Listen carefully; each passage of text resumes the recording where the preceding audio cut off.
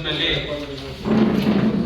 ನಾವು ಒಂದು ಪತ್ರಿಕಾ ಪ್ರಕಟಣೆಯನ್ನು ಹಮ್ಮಿಕೊಂಡಿದ್ದೀವಿ.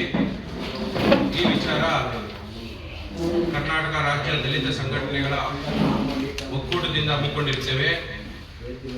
ಈ ಒಂದು ಪತ್ರಿಕಾ ಪ್ರಕಟಣೆಗೆ ಆಗಮಿಸಿರ್ತಕ್ಕಂಥ ನಮ್ಮ ಪತ್ರಿಕಾ ಮಾಧ್ಯಮದವರಿಗೆ ಮತ್ತು ಟಿವಿ ಚಾನೆಲ್ ಮತ್ತು ಯೂಟ್ಯೂಬ್ ಚಾನೆಲ್ ಅವರಿಗೆ ನನ್ನ ಭೀಮಾ ವಂದನೆಗಳನ್ನು ತಿಳಿಸೋಕ್ಕೆ ನಾನು ಇಷ್ಟಪಡ್ತೀವಿ. ಮತ್ತು ಈ ಒಂದು ಪ್ರೆಸ್ ನೋಟ್ಗೆ ಕರ್ನಾಟಕ ಹಿಂದ ರಕ್ಷಣಾ ಸಮಿತಿಯ ಸಂಸ್ಥಾಪಕ ರಾಜ್ಯಾಧ್ಯಕ್ಷರಾದಂಥ ಕಿರಣ್ ಕುಮಾರ್ ನಾನು ಮಾತನಾಡ್ತೀನಿ.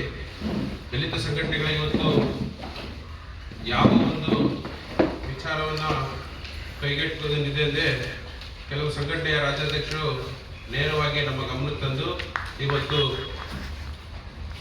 ಒಂದು ಪತ್ರಿಕಾ ಗೋಷ್ಠಿಯನ್ನು ಹಮ್ಮಿಕೊಳ್ಬೇಕಂತೇಳಿ ಮೊದಲನೇದಾಗಿ ಜೈ ಭೀಮ್ ಸೇನೆಯ ಸಂಸ್ಥಾಪಕ ರಾಜ್ಯಾಧ್ಯಕ್ಷರಾದ ವಿಜಯ್ ಕುಮಾರ್ ಅವರು ಬಂದಿದ್ದಾರೆ ಮತ್ತು ಭೀಮರಾವ್ ಅಂಬೇಡ್ಕರ್ ಸೇನಾ ಸಮಿತಿಯ ರಾಜ್ಯಾಧ್ಯಕ್ಷರಾದ ಜಗದೀಶ್ ಅವರು ಬಂದಿದ್ದಾರೆ. ಡಾಕ್ಟರ್ ಬಾಬಾ ಸಾಹೇಬ್ ಅಂಬೇಡ್ಕರ್ ಅವರ ಕ್ಷೇಮಾಭಿವೃದ್ಧಿ ಸಂಘದ ಎಂ ವಿಜಯ್ ಕುಮಾರ್ ಅವರು ಬಂದಿದ್ದಾರೆ.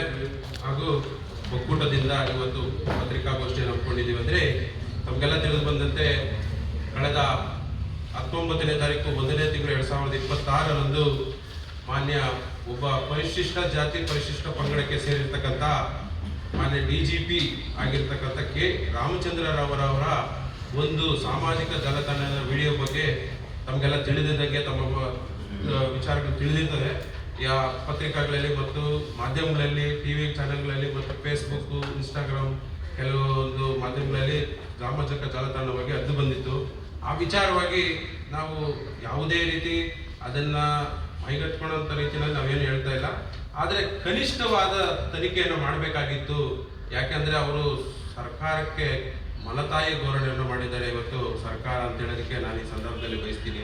33 ವರ್ಷ ಅವರು SP ಆಗಿ ಸೂಪರಿಂಟೆಂಡೆಂಟ್ ಆಗಿ ಚಿಕ್ಕಮಗಳೂರು ಮತ್ತು ಬಳ್ಳಾರಿ ಬೆಳಗಾವಿ ಮತ್ತು ಈಗ ಅಷ್ಟೇ DCRE ಅಂದರೆ ಹಕ್ಕು ಜಾರಿ ನಿರ್ದೇಶನಾಲಯದ DCRE ಆಗಿ ಸೇವೆಯನ್ನು ಸಲ್ಲಿಸ್ತಾ ಇದ್ದು ಕೆ ರಾಮಚಂದ್ರರಾವ್ ಅವರು ಏನು DCRE ಅಂದರೆ ಮತ್ತೆ ಆ ವಿಚಾರದಲ್ಲಿ ತಮಗೆಲ್ಲ ತಿಳಿದು ಬಂದಿರುತ್ತೆ. ಕಳೆದ 3 ತಿಂಗಳಿದ್ದ ಮಾರ್ಚ್ ಏಪ್ರಿಲಲ್ಲಿ ಅವರು ರಿಟೈರ್ಮೆಂಟ್ ಕೂಡ ಇರ್ತಾ ಇತ್ತು. ಆದರೆ ಯಾವುದೋ ಒಂದು ವಿಚಾರವನ್ನು ಮುಂದಿಟ್ಕೊಂಡು ಕೆಲವರು ಹುನ್ನಾರ ನಡೆಸಿ ಅವರ ವಿಡಿಯೋಗಳನ್ನು ನಕಲಿ ಅಂತ ಮಾಡಿದ್ದಾರೆ. ಯಾಕಂದರೆ ಕೆಲವರಿಗೆ ಬುದ್ಧಿವಂತರಿಗೆ ಪ್ರಜ್ಞಾವಂತರಿಗೆ ಅದು ತಿಳಿದು ಬಂದಿರ್ತದೆ.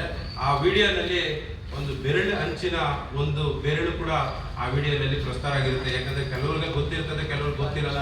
ಯಾವುದೋ ವಿಚಾರ ಬರ್ತಾ ಇದೆ ಅಂತ ಅದನ್ನು ಕೂಡಲೇ ಶೇರ್ ಮಾಡಿದ್ರೆ ಲೈಕ್ಸು ಕಮೆಂಟ್ಸು ಚೆನ್ನಾಗಿ ಬರುತ್ತೆ ಅಂತೇಳಿ ಅವರವರ ಒಂದು ಇದರಲ್ಲಿ ಶೇರ್ ಮಾಡಿದ್ದಾರೆ. ಅದರ ರೀತಿಯಲ್ಲಿ ಅವರು ಕೂಡ ಕಾನೂನಾತ್ಮಕವಾಗಿ ಹೋರಾಟವನ್ನು ನಂಬಿಕೊಂಡಿದ್ದಾರೆ. ಅದು ನ್ಯಾಯಾಲಯದ ಮೂಲಕ ಅವರು ಹೋರಾಟ ಮಾಡ್ತಾ ಇದ್ದಾರೆ. ಅವ್ರನ್ನ ಸಸ್ಪೆಂಡ್ ಕೂಡ ಒಂದು 12 ತಡೆ ಆಗ್ತಿದೆ ಅಂತಿದ್ದಾರೆ, ಸ್ಟೇ ತಂದಿದ್ದಾರೆ. ಮತ್ತೆ ಅವತ್ತು 1 ಗಂಟೆಗೆ ಪ್ರಸಾರ ಆಯಿತು, 5 ಗಂಟೆ ಒಳಗಡೆ ಅವ್ರನ್ನ ಅಮಾನತ್ ಮಾಡಿದ್ರು. ಆ ವಿಚಾರವಾಗಿ ಸರ್ಕಾರ ಅವ್ರನ್ನ ಕರೆಸಿ ವಿಚಾರಣೆ ಮಾಡಿ ಏನು ಇದು, ಎಲ್ಲಿದ್ದು, ಇದು ಆಫೀಸ್, ಯಾವ ಕಚೇರಿ ಇದು ನಿಮ್ದೇನಾ ಇಲ್ಲ ಅಂತೇಳಿ ಒಂದು ಕನಿಷ್ಠ ತನಿಖೆ ಮಾಡ್ಬೇಕಂತೇಳಿ ನಾವು ಯಾವುದೇ ರಾಜಕೀಯವಾಗಿ ಇವತ್ತು ನಾವು ಬಂದಿಲ್ಲ. ದಯಮಾಡಿ ಅದನ್ನ ನಾವು ತಿಳ್ಕೊಬೇಕು. ನಾವು ಯಾವುದು ಸರಿ ಯಾವುದು ತಪ್ಪು ಅಂತ ಕೂಡ ತೀರ್ಮಾನಿಸೋರು ಬಂದಿಲ್ಲ. ಆದ ಬೆಂಬಲ ಅಥವಾ ರಕ್ಷಣೆ ನಾವು ಮಾಡುವುದಿಲ್ಲ ಅವ್ರಿಗೆ. ಆಯ್ತಾ? ನಾವು ಕೇಳಿಕೊಳ್ತಿರೋದು ಅತ್ಯಂತ ಸರಳತೆ ಮತ್ತು ಮಾನವೀಯತೆಯ ಕನಿಷ್ಠ ತನಿಖೆ ಮಾಡಬೇಕಾಗಿತ್ತು ಅಂತೇಳಿ ಈ ಸಂದರ್ಭದಲ್ಲಿ ನಾವು ಕೇಳ್ಕೊಳ್ತಾ ಇದ್ದೀವಿ. ಏನಿದೆ ಮುಂದಿನ ದಿನಗಳಲ್ಲಿ ಇದನ್ನ, ಯಾಕಂದ್ರೆ ಇವತ್ತು ಅವ್ರಿಗಾಗಿದೆ, ಒಬ್ಬ ಪರಿಶಿಷ್ಟ ಇವತ್ತು ಬರೀ ಅವರ ಒಂದು ಹುದ್ದೆಗಾಗಿದ್ದಂತ ಅವಮಾನ ಅಲ್ಲ, ಇಡೀ ಜಾತಿ ಸಮುದಾಯಕ್ಕೆ ಪರಿಶಿಷ್ಟ ಜಾತಿ ಪರಿಶಿಷ್ಟ ಪಂಗಡದಲ್ಲಿ ಇಷ್ಟು ಉನ್ನತ ಮಟ್ಟದ ಸ್ಥಾನಕ್ಕೆ ಅವರು 33 ವರ್ಷ ಸೇವೆ ಸಲ್ಲಿಸಿ ಬಂದಿದ್ದಾರೆ. ಕನಿಷ್ಠ ತನಿಖೆ ಮಾಡಬೇಕಾಗಿತ್ತು ಸರ್ಕಾರಕ್ಕೆ ಅಂತೇಳಿ ನಾವು ಇವತ್ತು ಸರ್ಕಾರಕ್ಕೆ ಒತ್ತಾಯಿಸ್ತೀವಿ. ಮತ್ತೆ IFSL ರಿಪೋರ್ಟ್ ಇವತ್ತು ಕರ್ನಾಟಕ ಸರ್ಕಾರದಲ್ಲಿ ಕರ್ನಾಟಕದಲ್ಲಿ ಕೂಡ ಇದೆ.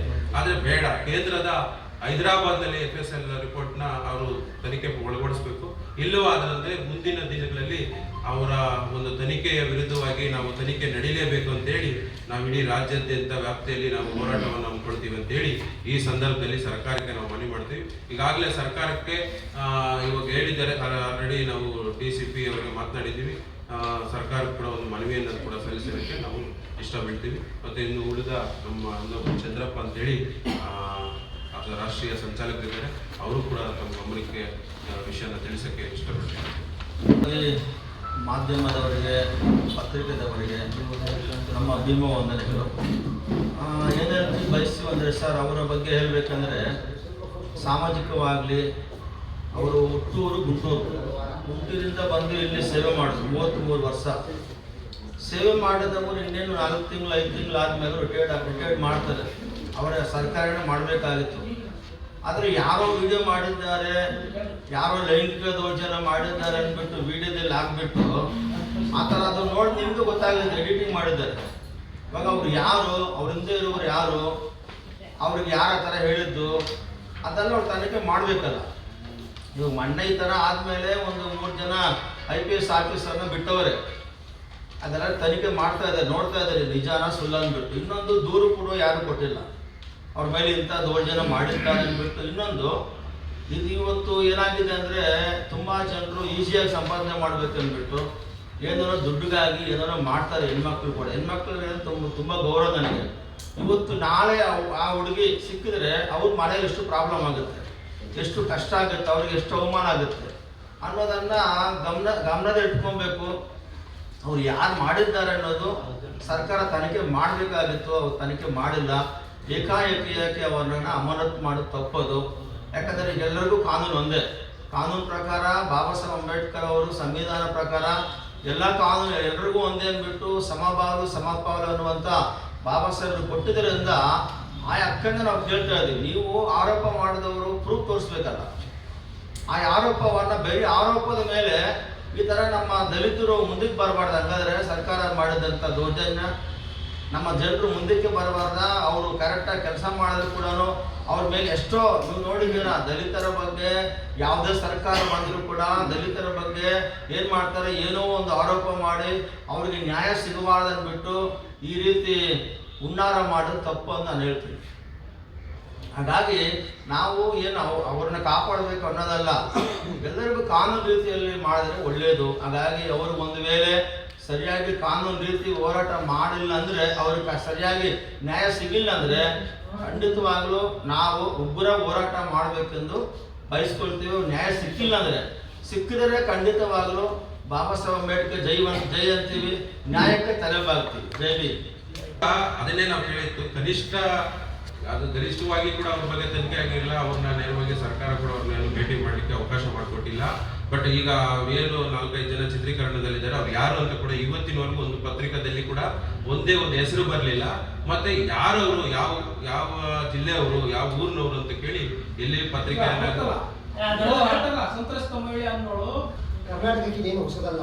ಹೌದು ಸರ್. 2014ರಲ್ಲಿ ರವೀಂದ್ರನಾಥ್ ಅಂತ